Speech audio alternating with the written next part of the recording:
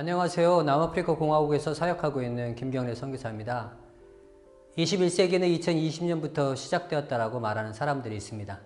2020년 전 세계는 코로나 바이러스로 동시에 멈춰야 했습니다. 코비드-19는 전 세계 사람들에게 많은 상처를 안겨다 주었습니다. 제가 섬기는 남아공만 하더라도 68만 명이 넘는 확진자들과 1만 6천 명이 넘는 사망자들이 나왔습니다.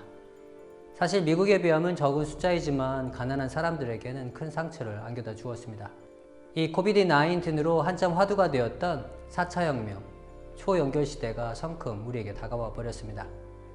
앞으로 3, 4년 후에 올 세상이라고 생각했던 세상이 코비드-19과 함께 시작되었습니다. 코로나가 없었다면 온라인으로 예수소망교회와 연결도 몇 년 후에나 아니면 더 먼 미래에 가능했을지도 모릅니다. 이렇게 먼 아프리카에서 한국으로 연결할 수 있어 감사할 뿐입니다. 아프리카는 많은 아픔과 슬픔의 역사가 있는 곳이며 저평가된 곳입니다. 중세시대 세계관에서 아프리카는 그저 미지의 땅, 성서에 나오는 구스, 에티오피아로 알려져 있었던 곳입니다. 당시만 하더라도 유럽이 세계의 중심이니 유럽은 크게, 아프리카는 아주 작게 표현되었습니다. 하지만 아프리카는 전 세계 면적의 4분의 1에 해당되는 큰 대륙입니다. 아프리카 땅 안에 중국, 일본, 인도, 미국, 영국, 이탈리아, 독일, 프랑스, 스페인, 동유럽 국가가 들어갑니다. 하지만 세계 주도에서는 아주 작게 표현되었습니다. 아프리카에는 두 가지 아픔이 있었습니다. 첫 번째는 노예무역입니다. 16세기에서 19세기 후반까지 약 2천만 명의 아프리카인들이 노예로 잡혀 유럽, 남미, 북미로 끌려갔습니다. 과거 몇 세기 동안 서구인들이 누린 많은 것은 사실상 아프리카인들이 없었다면 불가능했을 것입니다. 서구인들은 흑인들이 지은 집과 건물에 살며 흑인들이 놓은 철도들과 도로를 여행하고 흑인들이 땀 흘려 기른 농작물을 먹고 아프리카인들의 수종을 받으며 고상하게 지내왔습니다. 두 번째는 식민지 역사입니다. 아프리카 인구는 2008년 11억을 넘었습니다. 56개국의 독립국가가 있고 아랍어가 공식어로 사용되는 국가가 7개, 불어가 22개, 영어가 18개, 포르투갈어가 4개, 그리고 스페인어가 1개, 이렇게 다양한 서구 언어가 사용되는 걸 보아도 아프리카 식민 사정이 어떠한지를 충분히 짐작해 볼 수 있습니다. 그럼 이제 남아프리카 공화국에 대해서 살펴보도록 하겠습니다. 남아공 인구는 5,500만 명이고 공용어가 11개의 언어와 3개의 인종, 백인, 칼라인, 흑인, 특히 흑인의 경우 9개 부족으로 구성되어져 있습니다. 그 부족들은 고유의 언어와 문화를 소유하고 있습니다. 영화 블랙팬서 안에 나타난 남부아프리카 문화 코드를 소개하도록 하겠습니다.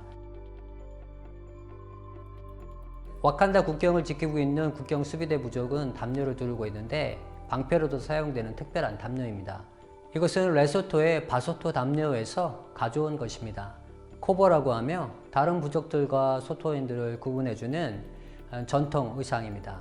왕실친위대 부대가 착용하고 있는 목 장식구는 결혼한 여인만 착용할 수 있는데 이드지라라고 합니다. 짐바브웨와 남아공에 거쳐 거주하고 있는 은테벨라 부족의 여인일 것입니다. 링의 숫자는 남편의 사회적 지위와 부를 상징하고요. 결혼과 동시에 목장 식구를 착용하여 남편이 죽은 후에나 뺄 수 있다고 하네요. 라문드 왕비가 쓰고 있는 나팔 모양의 모자는 이시코로라고 하는데 남아공의 쿠아줄루 나탈 지역의 줄루 부족의 여인일 것입니다. 주로 결혼한 여인이 특별한 행사 때 머리에 쓰는다고 합니다. I'm doing you guys a favor by letting you even be in here. Ukuba uphinde wakuchukumisa ndakunqoma apha kwesisihlalo. Does she speak English? 와칸다인들이 영어 중간중간에 사용하는 아프리카 언어는 남아공 이스턴 케이프 지역에 주로 거주하고 있는 코사족의 언어입니다. 이 코사와 줄루족들이 대부분의 인구를 차지하고 있습니다. 남아공 경제 규모는 2018년 기준 1인당 GDP 6,377불로 미국의 1인당 GDP 6만 3천불의 10분의 1의 수준입니다. 주요 도시로는 북쪽의 요하네스버그, 중앙의 블룸폰테인, 동쪽으로는 더반, 남서쪽으로는 케이프타운이 위치해 있습니다. 저희 가족이 1999년 남아공에 도착해 21년 선교 사역을 통해 참 많은 하나님의 사랑과 은혜 그리고 배움을 얻었습니다. 그 중에 가장 큰 배움이 있다면 하나님의 선교입니다. 지금 현재 머물고 있는 농장집은 저희에게 2기 선교 사역의 시작점이었습니다. 1기 사역은 신학교 사역에 협력하며 적응하는 기간으로서 사역이었습니다. 하나님이 저희 가정에게 시골 농장으로 인도하셔서 그곳에 있는 농장 근로자 자녀들을 위한 사역을 시작하게 하셨습니다. 초자연적인 방법으로 인도하셨기에 모두들 위험하다고 이야기했던 장소로 조금의 의심도 없이 용감하게 들어올 수 있었습니다. 저희 농장집은 농장 근로자들 사이에 위치하고 있어서 사역지가 아주 가까웠던 반면 잦은 도둑으로 적지 않은 스트레스를 받기도 했습니다. 하지만 제자 훈련을 위해서는 선교의 대상자들과 가장 가까운 거리에 있어야 한다는 생각은 저희 가정이 현 농장집에서 14년 사역을 가능하게 해주는 원동력이 되었습니다. 청소년들을 주 타겟으로 예배 모임과 성경 공부를 통한 제자훈련 사역을 시작했습니다. 청소년 제자훈련 사역은 저의 메인 사역이었습니다. 하지만 하나님은 유치원 사역을 백인 아주머니를 통해서 시작하셨습니다. 어느 백인 교회에서 선교 사역을 나누었는데 그때 저에게 찾아와 선교에 동참하고 싶다고 이야기했습니다. 저는 청소년을 대상으로 사역을 했기에 대부분의 모임이 오후에 있었는데 아주머니는 오후에 시간이 되지 않고 오전에만 가능했었습니다. 이렇게 매주 한 번 오전에 와 부모가 일을 가서 있을 곳이 없던 아이들이 모여들기 시작한 사역이 유치원 사역입니다. 매주 한 번 오픈했던 유치원은 몇 년이 지나면서 매일 운영이 되는 유치원으로 성장했습니다. 저는 청소년 사역에 열심히 몰두해서 시작한 지 6년이 지난 후에는 농장 지역의 70%에 가까운 청소년들이 예배 모임에 참여했고 10여 명의 리더들을 세울 수 있었습니다. 유치원도 좋은 소문이나 현지인들이 유치원을 시작하게 자극을 주기도 하고 유치원 졸업생들이 초등학교에 아주 잘 적응을 해서 학교에서 좋은 평을 얻기도 했습니다. 하지만 유치원 사역은 저에게 부수적인 것에 불과했습니다. 사역의 절정기회가 되었을 때 하나님은 제가 자랑스러워했던 청소년 사역을 흔들기 시작했습니다. 하나님이 흔드시니 리더들은 사역지를 떠나고 청소년 사역은 한순간에 주저앉아 버렸습니다. 힘들고 어려웠던 시기가 와서야 그동안 진행되었던 사역을 돌아볼 수 있었습니다. 내가 공들이고 소중히 여겼던 것은 사라져버리고 유치원 사역만 남아 있었습니다. 유치원 사역은 농장 마을을 변화시키고 있었습니다. 정부에서 받던 자녀 양육비로 술을 먹던 사람들이 자녀들을 위해서 유치원 원비를 내기 시작했고 자녀들의 미래에 관심을 가지기 시작했습니다. 하나님은 하나님의 일을 하고 계셨습니다. 하나님은 처음부터 그 지역에서 어린이 사역을 하기를 원하셨는데 저는 제가 하고 싶은 일을 고집하고 있었습니다. 하나님의 마음이 어디에 있는지, 하나님이 농장 지역에서 어떤 일을 하고 계신지에 관심이 없었습니다. 내가 원하는 방식으로 하나님을 섬기길 원했습니다. 하나님의 선교는 선교의 주체가 하나님이시고 하나님은 지금도 선교하고 계시는 분임을 강조합니다. 하나님의 선교는 대도시의 뉴욕이든 아프리카 시골 마을, 저희 농장에서든 지금도 진행되고 있습니다. 선교사인 내가 할 일은 그분이 계신 곳에 나도 함께 참여해서 그분이 하시는 일을 보는 특권을 누리는 것입니다. 선교의 성공은 하나님이 일하는 그곳에 그분이 하시는 일에 참여하는 것입니다. 부흥이야말로 하나님의 선교의 절정입니다. 당시 남아공 백인 사회는 격동기에 있었습니다. 1806년부터 시작된 영국 콜로니 정부와 정착민이었던 보호인들 사이에 적지 않은 긴장들이 존재했고 영국 콜로니 정부의 지배를 피해서 북쪽으로 올라간 트랙 부호인들은 삶이 안정되지 않아 힘든 시기를 보냈습니다. 이런 어려운 시기에 1857년에서 1858년 미국 뉴욕에서 있었던 기도부흥 운동 소식이 남아공 교회에 들려왔습니다. 당시 기독교인들에게는 담비와 같은 소식이어서 미국에 하나님이 허락하신 부흥을 동일하게 경험하고 싶은 갈망함이 많았습니다. 부흥을 갈망하고 기대했던 남아공의 선교사님들과 교단교회 지도자들 그리고 평신도 사역자들이 160년 전 1860년 4월 18일 그리고 19일 웨스턴 캡 지역에 있던 작은 도시 부스타 앤드루 머리 목사님이 섬기는 교회에서 컨퍼런스를 가집니다. 그때 그 컨퍼런스의 주제는 부흥이었습니다. 미국에서 어떤 일이 있었는지 그 기도 운동이 어떻게 아일랜드와 영국 각 지역으로 번져갔는지를 나누었습니다. 컨퍼런스를 마친 이들은 각자 자신들이 있는 지역에 돌아가서 기도 운동을 시작했습니다. 매주 한 번 진행되는 기도 시간은 그들에게 새로운 영적 경험을 가져다 주었습니다. 부흥은 앤드루 머레이 목사님 교회에서 시작되었는데 정작 앤드루 머레이 목사님은 그것이 부흥인지 알아차리지 못했습니다. 자신이 기대했던 모습이 아니었기 때문입니다. 이 기도 부흥 운동은 점차 확장되어 가기 시작했습니다. 그 시간이 얼마나 소중했던지 농장 지역에서는 농장 일을 멈춰야 할 정도였다고 하네요. 그 운동은 부스타 농장 지역에서 시작되어 도시로 번져가게 되었습니다. 이렇게 번져나간 부흥운동은 당시 힘들었던 사람들에게 마음의 위로와 전도할 힘을 주었습니다. 어디를 가든지 기도 가운데 역사하시는 하나님을 증거하기 시작했습니다. 이 부흥운동은 전국적으로 번지게 되고 그들의 영적 각성의 경험은 자신들이 사는 마을을 바꾸어 놓기 시작했습니다. 주중기도 모임이 정착되었고 매일 새로운 사람들이 예수님을 믿기 시작했고 가정 안에서 화해가 일어나고 장사하는 사람들이 사람을 속이는 일을 그만두고 심지어 감옥에 사람들이 줄어들었다고 합니다. 이것뿐만 아니라 장애인들을 위한 교육학교 등 많은 학교들이 생겨났고 평신도들이 선교사로 훈련되고 선교사로 나가는 일이 교회 안에 일어났습니다. 저는 1860년 웨스턴 캡 지역을 휩쓸었던 부흥을 다시 보고 싶습니다. 하나님이 춤추시는 모습을 보고 싶습니다.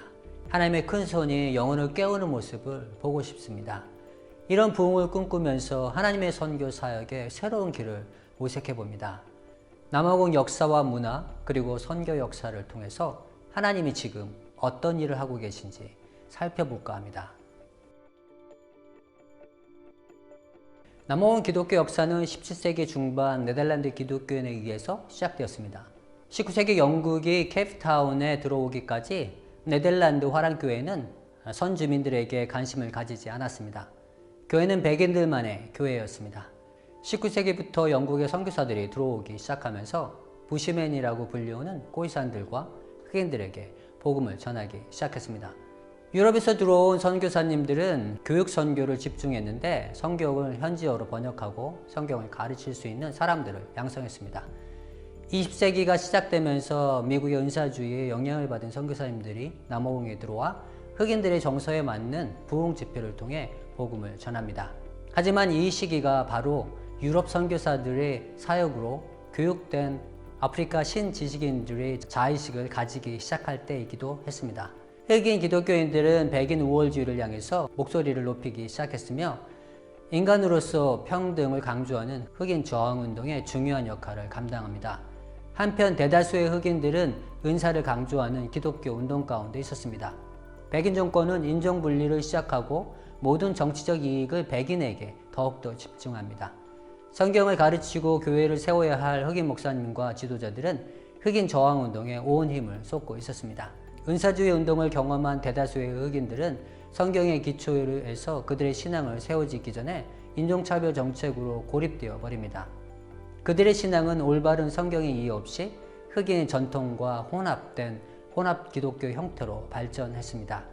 성경을 통한 말씀 체험은 사라져버리고 기적만을 구하는 혼합 기독교 형태만 남아버렸습니다. 남아공 인구의 80%가 기독교인입니다.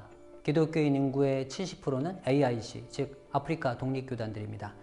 20세기 초에 월등히 많았던 장로교, 감로교, 침례교, 메인라인 교회 성도들은 서서히 감소하기 시작했습니다. 인종차별 정책 기간이 지나 말기인 1991년에 전환점을 맞이합니다.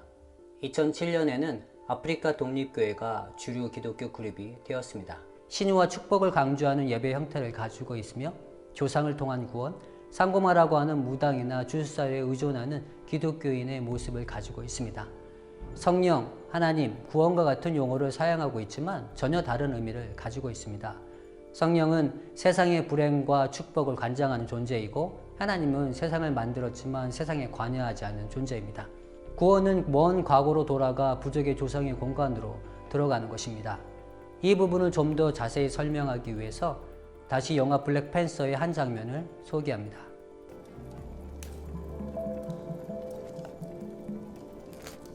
To restore the powers of the Black Panther and take you to the ancestral plane.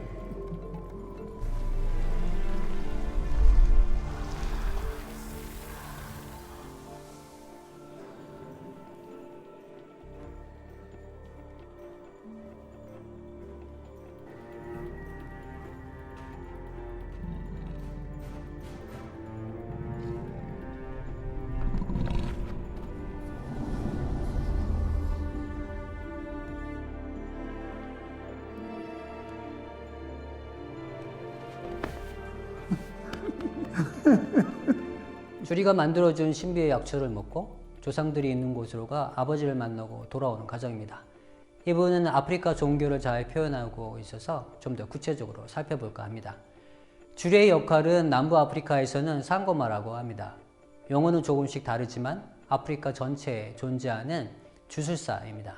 상고마가 하는 일은 마치 테마사처럼 악을 막아주기도 하고 어떤 특정 능력을 증가시켜주기도 하며 병을 고쳐주기도 하고 떠난 남편을 돌아오게 하는 등 인간의 여러 문제를 영적 힘을 빌려 해결해 주는 것입니다.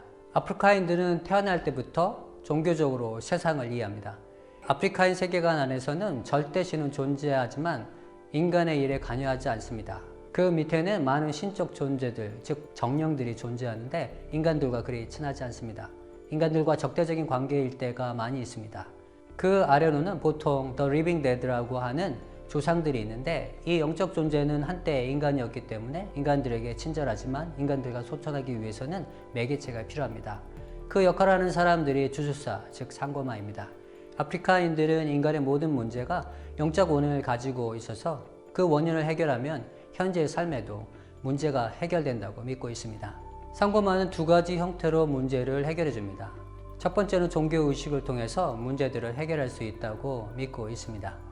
살아있는 동물을 죽여서 의식을 하기도 하는데 이 의식을 위해서 많은 비용을 지불해야 하고 특정한 장소와 시간이 필요해서 아주 특별한 경우에만 시행됩니다. 두 번째는 좀 더 보편적이며 저렴한 방법입니다. 무띠라는 것으로 그 재료는 약초가 되기도 하고 동물의 특정 부위가 되기도 하고 그것을 차처럼 마시기도 하고 부적처럼 몸에 지니고 다니기도 하는 것입니다. 아프리카인들은 무띠를 통해서 영적 존재의 힘을 조정할 수 있고 현재의 삶을 변화시킬 수 있다고 믿고 있습니다. 블랙팬서인 티찰라는 특별한 약초를 먹으면서 초인적 능력을 가지는 블랙팬서가 됩니다. 이 약초는 무띠라고 할 수 있습니다. 무띠를 먹고 조상에게 돌아가는 장면은 무띠를 통해서 조상들이 살고 있는 과거의 땅으로 가 조상들과 만남을 통해 블랙팬서가 되는 것을 잘 표현하고 있습니다. 2017년 보고에 의하면 남아공에 20만 명의 상고마가 있습니다. 정부에서는 상고마를 전통문화를 계승하는 사람으로 인정하며 그들은 자체 조직을 가지고 있습니다. 흑인의 70% 이상의 사람들이 상고마를 찾고 상담을 받고 있어서 무띠의 경제 규모는 매년 20억에 해당된다고 하네요. 얼마나 많은 남부 아프리카인들이 상고마에게 의존하고 있는지를 잘 보여주고 있습니다. 토착종교와 기독교 신앙이 교묘히 뒤섞인 신앙은 목회자를 상고마와 흡사한 사람으로 인식하기도 합니다. 처음 사역을 할 때의 경험을 돌아보면 기도받길 원했던 많은 사람들을 만났습니다. 나중에 안사실이지만 목회자인 저를 상고마와 같은 존재로 인식하고 있어서 저를 만날 때마다 악한 기운을 막고 좋은 기운을 받길 원해서 안수기도를 원했습니다. 저는 이런 충분한 조사 없이 선교사에게 뛰어들었던 실수로 사역의 대상자들의 필요를 온전히 채워주지 못했습니다. 성경 공부를 통한 제자 훈련을 시도했지만 그것이 하나님의 말씀인 성경과 가깝게 살도록 돕지는 못했습니다. 성경 말씀과 항상 함께하는 삶은 상당한 시간과 훈련이 필요한 것입니다. 하지만 저는 단시간에 결과물을 기대하며 코스를 마치는 훈련 프로그램을 통해 급조한 리더들을 만들어내는 데 급급했습니다. 성령, 하나님, 예수님, 구원이라는 말을 사용해서 신앙인의 삶을 나누었지만 사역의 대상자들은 자신들이 생각하는 의미로 받아들였습니다. 대화의 단절이 일어나고 있었지만 그것을 쉽게 파악하지 못했습니다. 남아공의 깨어진 가정을 잘 이해하기 위해서 남아공 영화 초치를 소개할까 합니다. 과거의 저를 불러올까 합니다. 김경래 선교사님 부탁드립니다. 안녕하세요. 김경래 선교사입니다. 영화 갱스터 초치는 2006년 아카데미 최우수 외국어 영화상을 받은 영화입니다. 갱스터 초치는 1980년에 발표한 에솔 푸가드의 소설 초치를 기초로 하지만 소설의 배경이 1950년대인 반면 영화는 2000년대로 바뀌어 설정되었습니다. 감독인 게빈 우드는 영화를 최대한 과장되지 않고 진솔하게 그리고 현실적인 모습을 추구했다고 강조합니다. 영화의 현실성을 추구하기 위해서 영화 전체를 스토어를 사용해서 제작을 했는데 익숙하지 않은 언어로 영화를 제작한다는 것이 쉽지 않았지만 흑인의 현실적인 삶과 애환을 담아내기 위한 탁월한 선택이었습니다. 요하네스버그 흑인 거주 지역인 스웨터 사람들과 풍경을 CG 없이 그대로 표현하고 있어서 현실감을 극대화해 줍니다. 에이즈로 병중에 누워있는 어머니, 술로 삶을 보내는 아버지의 폭력을 피해서 가출한 소녀는 다른 가출 어린이들과 함께 생활을 합니다. 작은 소녀는 어느덧 성장을 해서 초치라는 이름으로 타운십에서 작은 갱스터 조직의 리더로 살아갑니다. 아무런 죄책감을 느끼지 못하며 지하철에서 살인 강도를 저지릅니다. 살인 후 타운십 주점에서 갱 친구인 보스턴과 말싸움 가운데 진짜 이름이 무엇이냐는 물음에 폭발하는 분노를 억제하지 못하고 친구에게 심한 상해를 입힙니다. 그는 홧김에 도시에 나가 부유층 여인을 대상으로 강도를 저지르며 총으로 부상을 입히고 차를 빼앗아 도시를 빠져나옵니다. 그 차 안에 3개월 된 아이가 있는 것을 발견하고 고민하다가 아이를 데리고 타운십에 들어옵니다. 영화는 무정한 갱스터가 3개월 된 아기와 함께 자충우돌하면서 잃어버렸던 자신의 내면의 인간성과 연민 그리고 사랑을 깨달아가는 과정을 그리고 있습니다. 영화가 아주 감동적이지도 않고 세련되지도 않은, 그렇다고 넘치는 유머 코드가 있지도 않습니다. 하지만 이런 엉성한 점이 바로 남아공을 잘 표현하고 있다고 생각합니다. 아프리카와 유럽이 함께하는 첨단과 미신이 절묘하게 조화된 어정쩡한 남아공의 모습이 표현되어져 있습니다. 영화 초치를 통해서 현대 남아공 사회를 선교적 관점에서 다루어 보도록 하겠습니다. 먼저 영화를 이해하기 위해서는 영화의 주무대인 타운십을 이해하는 것이 필요합니다. 타운십의 형성은 인종차별 정책인 아파르테이트와 깊은 연관성을 가지고 있습니다. 금과 다이아몬드를 통해서 얻어진 막대한 부를 백인들로만 제한하기 위해서 만들어진 국가정책이 바로 아파르테이트입니다. DF 말란을 중심으로 시작된 국민당 정권은 흑인들만의 자치국을 만들어서 부유한 남아공을 만드는 데 최고의 공헌자였던 흑인들을 몰아냅니다. 이것이 아파르테이트의 핵심 정책인 반투 홈랜드 법안입니다. 흑인들은 부족별로 지정된 땅에서 자치국으로 정치적 독립을 유지하며 각자에게 맞는 사회와 문화를 발전시킨다는 명분만 좋은 정책이었습니다. 이 정책을 근거로 대다수의 흑인들은 낙후된 농촌 지역에 제한되어 생활을 해야 했습니다.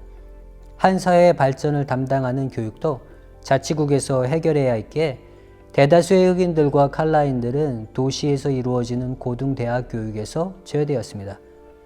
흑인들은 남아공 시민이 더 이상 아니게 주민등록증이 없었으며 투표 참정권도 가지지 못하는 것은 자연스러운 것이었습니다. 흑인 자치국은 자연스럽게 경제적으로 남아공에 의존되어 살아갈 수밖에 없는 구조였습니다. 백인 거주 지역에서 흑인을 몰아내는 데 성공은 했지만 도시의 발전을 위해서는 여전히 싼 통제된 노동력이 필요했습니다. 백인 정부는 통행증을 만들어 이동에 제한을 두고 타운십 법안을 통해서 도시에 꼭 필요한 인원만 거주할 수 있는 장소가 계획적으로 만들어졌습니다. 타운십 법안의 내용을 보면 지역은 세 지역으로 구분되어 있습니다. 백인 거주 지역과 생산 활동이 이루어지는 상공업 지역, 그리고 흑인과 유색인 노동자들이 거주하는 타운십으로 구분되어져 있습니다. 백인 거주 지역은 타운십과 최대한 거리를 멀리하도록 했으며 타운십과 상공업 지역 사이에는 반드시 강과 같은 자연 지형을 끼도록 했습니다. 타운십에서 상공업 지역으로 들어오는 길은 대부분 기차를 이용하도록 했으며 도로는 강을 가로지르는 다리를 거치도록 했습니다. 이것은 자유로운 출입을 통제하기 위해서였습니다. 영화에서 보여주고 있는 타운십의 모습은 여러 가지 남아공이 직면하고 있는 문제들을 잘 표현하고 있습니다. 깨어진 가정, 마약, 폭력, 살인 등 다양한 모습을 담고 있습니다. 이런 모든 문제들은 다른 세계에서도 볼 수 있는 문제입니다. 하지만 남아공이 가지고 있는 특수성은 이런 문제의 주범이 국가에 있다는 것입니다. 대부분의 흑인들과 유색인들이 국가가 제정한 법의 폭력의 희생자가 되었습니다. 영화 초반에 기차에서 저지르는 살인은 초침 무리의 감정 없는 살인으로 묘사하지만 원작 소설은 이 부분을 좀 더 자세히 다룹니다. 이 지하철 살인은 파괴되어 버린 남아공 가정을 잘 묘사하고 있습니다. 원작 소설에서 그들이 어떻게 범죄의 대상을 선택하는지 상세히 묘사합니다. 첫 번째, 웃고 있었다. 두 번째, 얼굴이 환하게 빛이 났다. 세 번째, 넥타이를 메고 있었기 때문입니다. 범죄의 대상이 되었던 남자는 1년 만에 고향을 찾았던 광산 노동자였습니다. 온 가족을 데려오지 못하는 가장은 1년에 한 번 가족을 방문합니다. 오랜만에 가족에게 돌아가는 기쁜 마음이 그를 웃게 만들었으며 얼굴이 환하게 빛나게 했습니다. 가족에게 잘 보이기 위해서 본인과 어울리지 않는 넥타이를 메고 있었습니다. 물론 1년에 한 번 가족에게 가는 길이니 그의 지갑이 두둑한 것은 당연했습니다.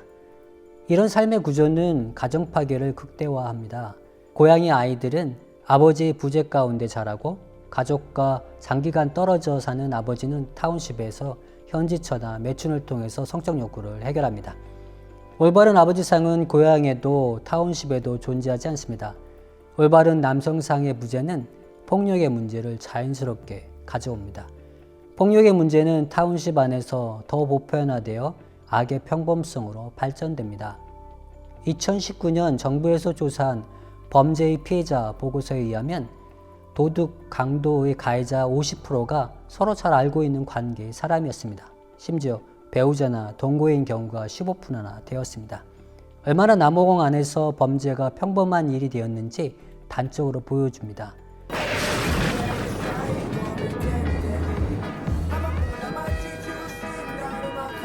디센시 조지. 와이프. 디센시. 보스턴은 영어의 디선시가 무슨 뜻인지 알고 있는지 묻습니다. 디선시는 품위, 예의 바름, 고상함을 의미하는 단어입니다. 타운십에서 살아가는 그들은 인간으로서의 품위, 고상함이 상실된 상태가 되었음을 꼬집어 이야기합니다. 영화는 현재 남아공 타운십의 모습이 인간성이 파괴된 상태라고 진단합니다. 국가폭력 아래서 파괴된 인가정은 자연스럽게 인간성 파괴를 가져옵니다. 원작 소설에서는 초치라는 이름이 어떻게 얻게 되었는지 소개합니다. 초치의 원래 이름은 데이빗입니다. 어린 데이빗이 가게에서 물건을 훔치기 위해서 서성거릴 때 가게 주인이 데이빗을 쫓으며 초치라고 소리쳤습니다. 초치는 불량배란 뜻입니다. 그 후 그는 데이빗이라는 이름을 버리고 초치로 살아가게 됩니다. 한 어린 인격체는 본인의 의지와 관계없이 사회에 의해서 암적인 존재로 불려진 것입니다. 영화는 두 단계의 해결책을 제시합니다. 첫 단계는 본래의 자신의 모습을 찾는 것입니다. Jag heter Charlotte Mahalo. Man vill la här. Vill laga mig. Jag vill gå vidare med. 데이비드. 초치는 나약한 아기와 자신을 동일시합니다. 미리암이 아기에게 인격적 접촉을 시도할 때 초치는 자신의 이름을 아이에게 붙여줍니다. 인격적 관계를 통해서 사랑이 흘러갈 때 데이빗을 삼켜버렸던 초치는 설 자리가 없습니다. 인격적 관계가 필요했던 데이빗만 남았습니다. 두 번째 단계는 진정한 필요가 무엇인지 깨닫는 것입니다.